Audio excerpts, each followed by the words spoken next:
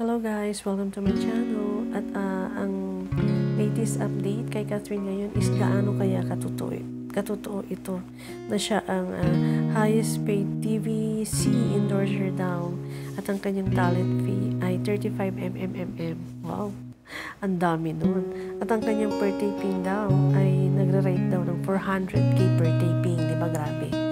At saka, di ba, ang daming endorsement si Catherine lately.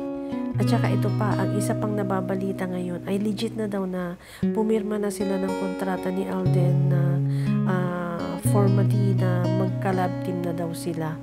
Parang Kat ni El dati, di ba? Meron silang mga contract. So ngayon si Alden Richards. At saka parang may namumuo something, di ba guys? Enjoy na enjoy sila sa birthday ni Catherine na ginanap sa isla ng Palawan. Anong maiko-comment nyo dito? Please comment down below kung ano naman ang maiko-comment nyo about these updates tungkol kay Catherine at saka kay Alden.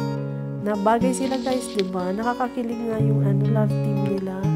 Yung love team nila, bagay na bagay sila. At saka sana magkaroon ng Hello Love Goodbye Part 2. Much awaited yan para sa mga Catherine na fans at supporters.